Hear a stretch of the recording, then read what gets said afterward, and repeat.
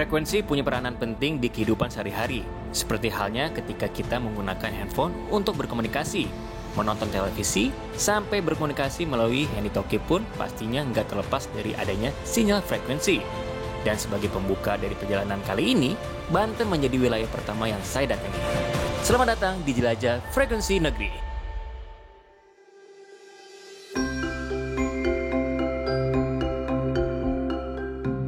Frekuensi radio tidak bisa dilihat dengan mata kita, tetapi frekuensi radio itu dibutuhkan untuk manusia. Contohnya, kita suka nonton TV, itu pasti membutuhkan frekuensi. Radio, mendengar musik, atau handphone, menggunakan internet.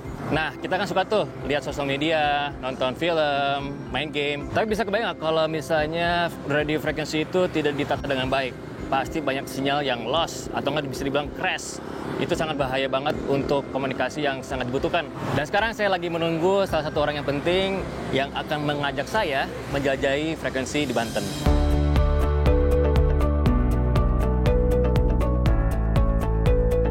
Yuk, ikutin yuk. David, ayo naik. Halo bro.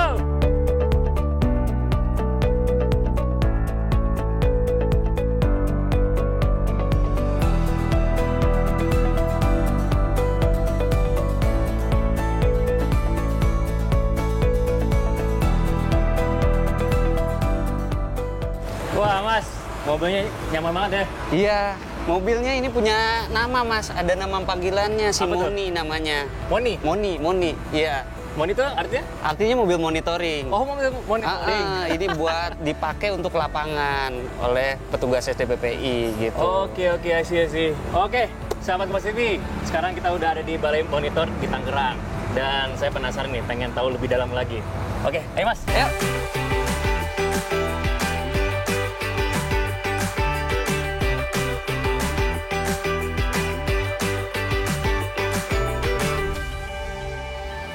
Apa nih mas?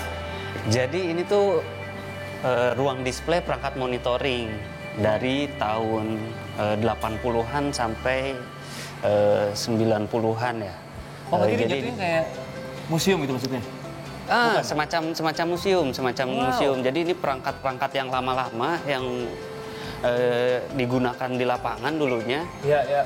Nah, ini masih berfungsi nih. Ini receiver frekuensi buat menerima pancaran ya. Jadi kita menerima, kita bisa tahu suaranya kayak gimana, dan bahkan alat yang satu ini nanti kita bisa tahu arah pancarannya dari mana. Nah, ini bisa dinyalakan nih mas. Coba. Kita bisa langsung atur Jimin kalau sudah dengan Iya. lagunya. Radio nih. Meskipun kelihatannya jadul, tapi tetap bisa berfungsi dengan baik gitu. Yang penting dari frekuensinya itu ya? Iya. Wow. Coldplay All My Love. Asik. Oke, gitu. Nah ini kan pasti dari sahabat Kompas TV nih penasaran nih, apa sih spektrum frekuensi itu dan kerjanya bagaimana sih? Jadi spektrum frekuensi radio itu sebenarnya sumber daya alam mas, cuman terbatas memang, makanya harus diregulasi penggunaannya gitu. Kita Kominfo sebagai regulator itu salah satu tugas dan fungsinya adalah mengatur sumber daya alam yang terbatas ini. Misalnya tadi yang kita bisa dengerin yaitu radio FM ya, broadcast. Oke. Nah itu juga diatur, ada pitanya tuh, ada range frekuensinya. Kalau radio FM itu dari 87,6 sampai 108 MHz gitu. Oh, berarti mainnya di pita ya berarti ya? Iya, ada pita-pitanya, ada range-nya. Nanti seluler ada di mana, nanti TV digital ada di mana gitu. Oke. Cara penggunaannya itu bagaimana tuh? Nah, penggunaannya itu sebenarnya kayak pancaran dan penerimaan sih ya. Jadi kan itu pakai gelombang elektromagnetik ya. Oke. Kalau bahasa ininya wireless gitu. Jadi tanpa kabel gitu, pakai gelombang. Gelombang yang dipancarkan berapa megahertz, yang diterima harus sama tuh, misalkan berapa megahertz. Jadi ketemu, kalau kata bahasa anak sekarang sefrekuensi tuh. Sefrekuensi, ketemu tuh frekuensinya. Nah, habis itu barulah kalau kayak radio FM kan bisa kita dengarkan, TV bisa kita lihat gitu. Nah, komunikasi lain juga kayak HT ataupun radio rig Penerbangan, dinas penerbangan pakai frekuensi, dinas maritim pakai frekuensi. Jadi juga ada sisi-sisi yang bisa membahayakan keselamatan jiwa kalau penggunaan frekuensinya tidak sesuai. Oh, gitu ya? Iya. Oke, berarti ada penataannya tuh. Ada penataannya, harus ada penataannya secara baik dan benar. Berarti kalau nggak salah tuh penataan itu dari Direktorat Penataan betul. dan Sumber ya. Nah itu kerjanya bagaimana tuh? Seperti secara harfiah penataan ya, itu menata frekuensi. Kita mengatur pita-pita mana saja yang bisa digunakan oleh pengguna. Salah satunya mungkin refarming caranya, terus bisa mengalokasikan pita tertentu gitu ya. Oke. Untuk seluler, untuk TV, untuk radio FM. Nah itu tugasnya Direktorat Penataan. Pesawat juga berarti mereka menggunakan frekuensi terus kan? Pesawatnya itu sama juga atau beda? Sama semua dari satu itu? Dari Direktorat Penataan juga penataannya gitu. Jadi kita juga mengikuti aturan dari ITU juga. Atau International Telecommunication Union ya. Nah di Indonesia ini masuk ke zona 3 di ITU gitu. Oh zona 3? Terus Indonesia punya tabel alokasinya sendiri namanya TASPRI atau Tabel Alokasi Spektrum Radio Indonesia. Nah itu disitulah output dari penataan tersebut, penataan frekuensi tersebut. Oke, oh berarti emang masing-masing negara itu punya kodenya sendiri ya, kayak pitanya sendiri ya? Betul. Ada minimum sama maksimumnya berapa, negara lain juga berapa. Direktorat ini kan pasti mereka punya tim dong, ya? Nah, timnya ini tugasnya apa aja nih? Tentunya ada beberapa divisi ya Mas. Salah satunya ya ada yang memang untuk dia bisa melihat beberapa tahun ke depan gimana sih penataan frekuensi spektrum dalam beberapa tahun ke depan. Ada juga yang untuk pemecahan problem saat ini gitu misalnya. Nah, problem-problem saat ini yang dihadapi apakah tumpang tindih, penggunaannya, penataannya. Nah, itu problem-problem saat ini di divisi juga ada. Terus yang frekuensi apa aja nih yang ditata? Semua frekuensi di bawah 3000 GHz itu memang diatur. Berarti yang paling tinggi itu yang GHz itu. GHz itu yang paling tinggi. Berarti tadi apa? Maksimal 3000. Maksimal 3000 GHz. Ya. Itu yang buat dipakai untuk di seluruh Indonesia. Betul. Frekuensi itu kan tadi kan harus ditata ya. Nah, seandainya kalau misalnya ada oknum yang melanggar pengaturan frekuensi itu efeknya apa nih ke kita semua? Mungkin maksudnya ini ya, menggunakan frekuensi secara ilegal ya, Mas? Iya. Oke. Nah, itu bisa menimbulkan gangguan tentunya. Jadi interferensi ke pengguna yang malah legal gitu. Oke. Nah, apalagi kalau misalkan pengguna yang terganggu tersebut ada di pita penerbangan. Nah, itu kan bisa membahayakan keselamatan jiwa. Ketika pilot sedang komunikasi sama ATC-nya, nanti kan harus clear ya. Iya, benar. Nggak boleh terganggu. Nah, itu dia makanya harus ditata dengan baik dan ketika ada pelanggaran juga harus ditindaklanjuti dengan sesuai peraturan perundang-undangan. Gitu. Wow, nggak bisa sembarangan ya? Iya, nggak boleh memang. Nah, terus kalau misalnya ini kalian nih, kalau misalnya lagi mau monitoring frekuensi alat yang digunakan dan apakah ada jadwalnya? Kami tuh punya, kalau di UPT Tangerang sendiri punya 7 stasiun fix ya untuk di seluruh wilayah Banten untuk memonitoring. Nah, itu yang fix. Nah, di sini juga ada perangkat monitoring yang untuk jinjing nih. Ada yang namanya Spectrum Analyzer. Nah, perangkatnya kurang lebih seperti ini. Ini buat mengukur frekuensi. Nah, ini antena penerimanya, Mas. Nah, antena penerimanya. Oh, jadi ini harus connect ke sini berarti ya? Ini antena penerimanya range-nya dari 20 sampai 200 MHz. Masih di pita-pita radio FM, HT, karena kan juga megahertz itu yang ditataannya kan di bagian bawah ya? Iya, pancaran frekuensi yang dicari itu. Kita ngukurnya pakai ini, misalkan pancarannya 100 MHz. Nah, di sini kita nanti ada keluar nih, Mas. Oh, itu 100 MHz keluar dari arah sana misalkan. Dari sana misalkan ada antena pemancar, kita antena penerima ini ya. Arahkan ke sana. Nah, itu berapa sih pancarannya, berapa megahertz misalnya. Nah, di sini bisa kebaca. Oh, dia sistemnya kayak gini ntar ya? Nanti di sini ada spektrumnya, Mas, naik gitu. Kalau pancarannya naik, di sininya naik. I see, wow. Oke, Mas, sorry Mas, saya ada telepon ya. Oh iya, boleh. Selamat siang, Ibu Kabangun.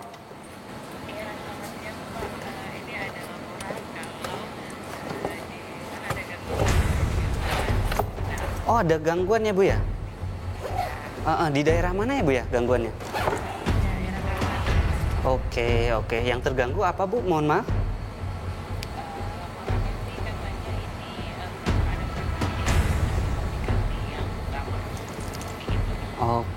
Oke. Wah, kayak ini serius banget nih. Oke.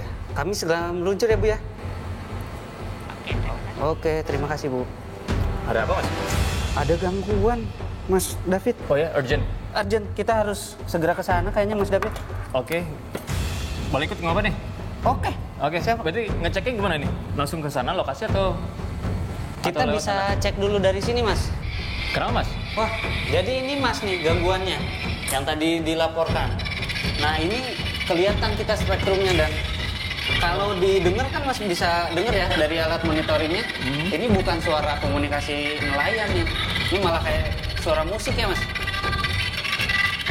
Oh iya, musik cewek itu ada cewek kayak lagi nyanyi Suara ya? dangdut ya. Oke, berarti ini kenapa nih?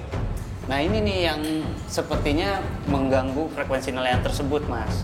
Oh, oke. Habis dari lapangan kita cek benar-benar apakah frekuensinya dari situ atau bukan, ilegal atau tidak, baru deh kita bisa action. Berarti ini lokasi di mana? Jauh atau dekat nih?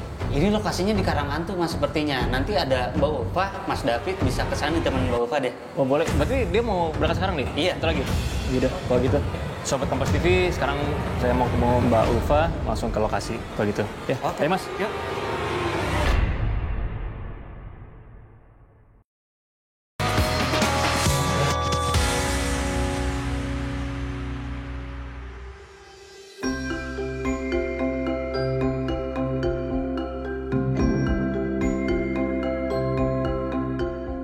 Oke, Sobat Kompas TV, sekarang saya lagi ada di mobil, bisa dibilang Simoni ya. Iya. Bareng sama Mbak Ulfa di sini, dan kita lagi mau menuju ke satu titik di mana katanya ada gangguan. Nah, jadi kita pengen tahu nih kenapa gitu. Tapi ini ngomong-ngomong nih, kalau boleh tahu ini dugaannya seperti apa sih sebenarnya?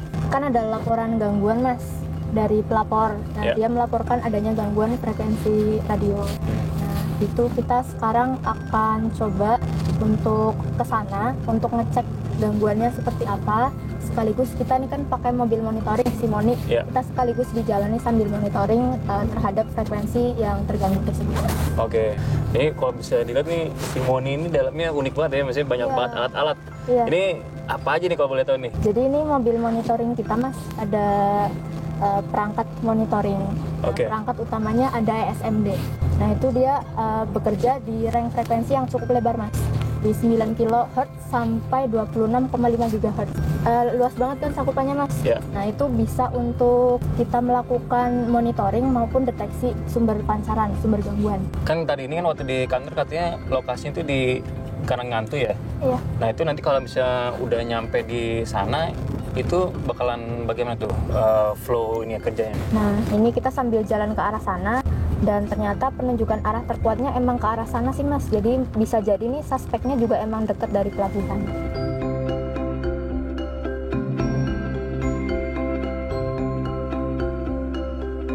Sobat Kompas TV, sekarang kita udah sampai di titiknya. Ini Mbak Ulfa lagi mau mencari sinyal yang ada gangguannya.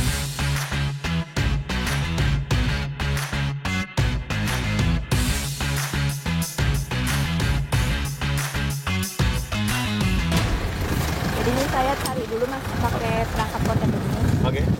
untuk arahnya. Nah, ini ada suara masuk nih. Oh dia naik ya kalau ada ini ya suara masuk Iya, ya? betul.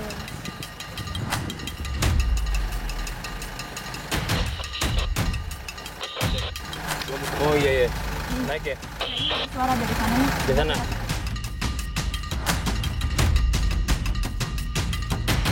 Sobat Kompas TV, sekarang saya disuruh tunggu di sini. Mbak Ulfanya mau nyari titiknya di mana. Cuman jujur saya agak penasaran sih, pengen tahu nih proses kerjanya itu bagaimana. Mungkin nanti kalau misalnya Mbak Ulfanya udah jauh, kita ngintip-ngintip sendiri ya. Oke, kita tunggu dulu bentar nih.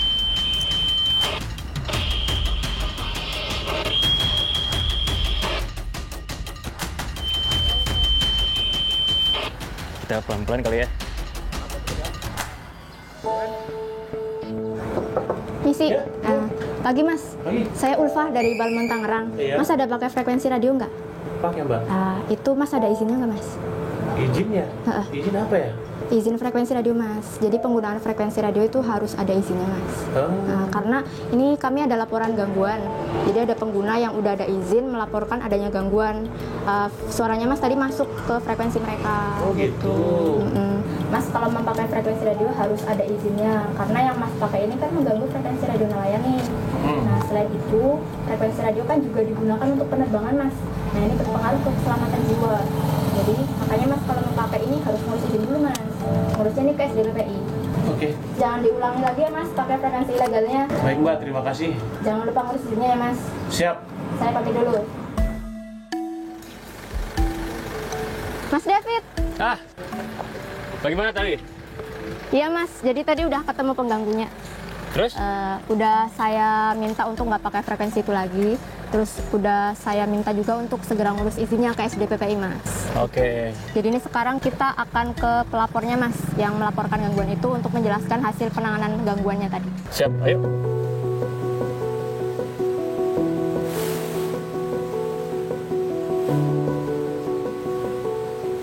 Sore Pak. Ya sore Mbak. Bapak ada melaporkan gangguan frekuensi radio ya Pak? Oh iya betul. Gimana perkembangannya Mbak ya? Jadi kami udah melaksanakan penanganan gangguan terhadap laporan Bapak tersebut. Kemudian kami udah ketemu pengganggunya Pak. Nah kami udah minta si pengganggu ini untuk menghentikan pancarannya, kemudian segera mengurus izin Pak. Jadi kalau boleh tahu dari Bapak ini gangguannya masih ada atau gimana Pak? Oh, untuk sekarang ini udah tidak ada gangguan lagi Oh, Mbak. aman berarti ya Pak ya. Siap. Oke Mas David, sebenarnya kita ada kegiatan lanjutan nih Mas, kegiatan monitoring di Baduy. Di Baduy? Iya, jadi di sana kan daerah pedalaman nih Mas, perlu dicek monitoring frekuensi radio secara rutin. Nah, yuk Mas mau ikut ke sana? Boleh, tapi di sana beneran emang suka ngecek? Iya, iya. Ada juga? Iya. Wah, belum pernah tuh ke sana. Boleh Mas, kita ke sana. Ayo, boleh. Oke, siap. Oke, mari Pak. Mari Pak.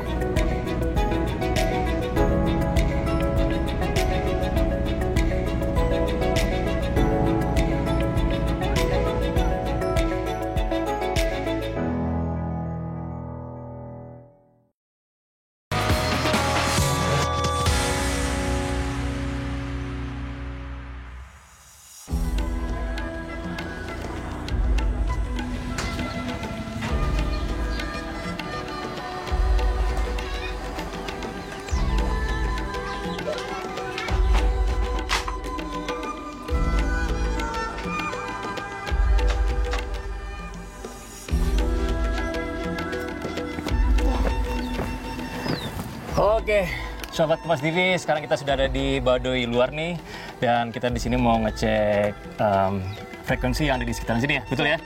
Oke, kalau gitu kita jalan lagi. Siap. Ayo. Ayo.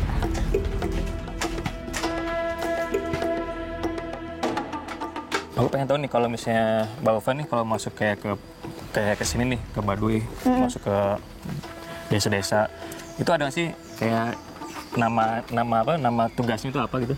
Kalau di kerjaan kami Mas, untuk monitoring frekuensi radio seperti ini disebut sebagai pengendali frekuensi radio. Oke. Atau disingkat sebagai PFR. Gitu. PFR. Iya. Oke. Nah itu jadi PFR itu ada nggak sih kayak kesulitan? Kesulitan pasti ada sih Mas. Biasanya lebih ke perjalanan ya, karena kegiatan monitoring itu kan meliputi berbagai wilayah ya, berbagai lokasi, dan itu bermacam-macam. Misalkan kayak jauh, otomatis perjalanan darat gitu kan, sampai berjam-jam. Kemudian bahkan ada medan yang itu kayak di pulau-pulau, jadi kita harus nyebrang gitu. Jadi struggling di perjalanan itu sih. Kadang-kadang nggak nginep juga tuh? Iya, Oke. karena bisa beberapa hari di sana untuk monitoring.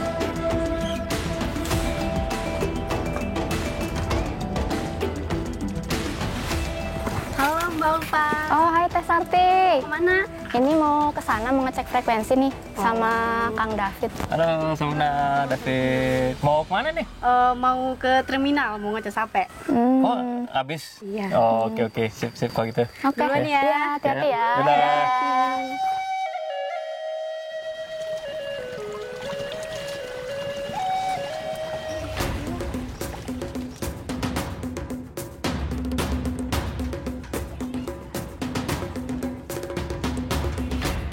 Lupa, coba tebak lagi pada ngapain? Iya, coba kita tanya ya Mas. Halo Adek, lagi pada ngapain nih?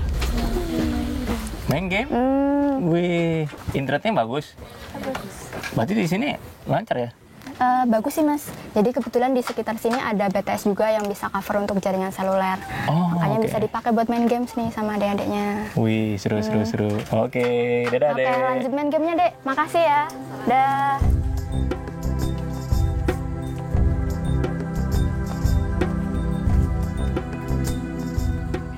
Mas, itu ada teman-teman aku. Oh ini? Iya, biasanya kalau kita monitoring tuh kayak tim gitu loh mas. Gitu, Siap. jadi ini tim aku. David. Halo, David. Halo, David. Halo. David. Nah, sekarang kita lanjut monitoring pakai alat kita mas. Oke, siap. Siap. Oke. Oke. Berarti kita ngeceknya mana? Di situ. Dari sana? Iya. Oke, sip. Di sini ya? Nah, itu ada suara tuh? Iya mas. Jadi ini kan lagi monitoring BTS di sekitar sini. Seperti yang sudah aku jelasin tadi tentang BTS. BTS itu sebenarnya Base Transceiver Station mas. Singkatnya itu adalah pemancar untuk memancarkan sinyal frekuensi. Jadi Oke. yang diterima pengguna itu dari BTS itu mas. Wow. Dan BTS-nya? Di sebelah sana mas. Tuh, Sebelah kita sana? monitoring di sana. Oke. Ya. Oh. Berarti agak lumayan kenceng juga berarti ya? Iya. Sinyalnya ya? Ya.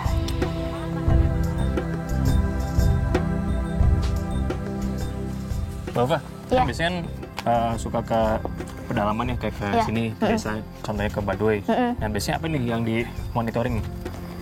Banyak sih mas. Mungkin kita duduk di sini dulu mas. Oh, boleh. Ada kenalan saya.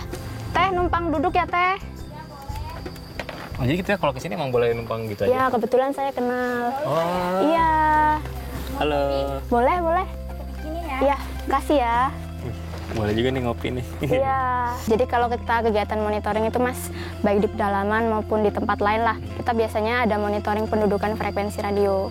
Oke.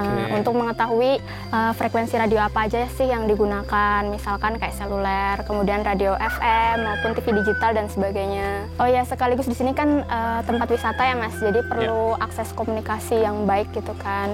Jadi kita memastikan supaya komunikasi di sini terlayani gitu. Makanya kan tadi kita bisa lihat pada bisa streaming, main game juga kan di sekitar sini gitu. Aduh, Makasih teh. Oh, ini adanya? Teh, Bu. Mari Ampun Halo. Arti, datang lagi nih. Ya, Iya. biasa nih keliling. Mohon maaf nih, ngerepotin. Iya, makasih udah dibikinin kopi. Boleh ya ditampi. Izin ya. Nah, ini wah lagi bawa handphone. Ini ngomong-ngomong sinyalnya bagaimana, bagus di sini? Bagus. Sering pakai internet gitu. Biasanya apa nih, suka lihat apa? Aku suka TikTok sama YouTube. Oh ya, wih, tapi nggak ada masalah sampai misalnya dari malam sampai pagi tuh, Nggak ada. lancar ya. Oke, sahabat Kompas TV, setelah saya menjelajahi frekuensi di Banten ini, saya belajar banyak hal banget dari sisi komunikasi, penyiaran, dan juga komunikasi digital yang kita suka menggunakan setiap harinya. Saya baru tahu kalau frekuensi itu ada penataannya. Kita tidak bisa menggunakannya sembarangan, dan kita harus melakukan dengan bijak. Bapak, thank you ya udah nemenin juga, saya, Mas Yofi. dan juga buat sahabat Kompas TV, thank you udah nemenin saya juga. Nah, kira-kira nih jelajah frekuensi negeri bakal kemana lagi selanjutnya? Pokoknya ikuti terus di episode berikutnya hanya di Kompas TV.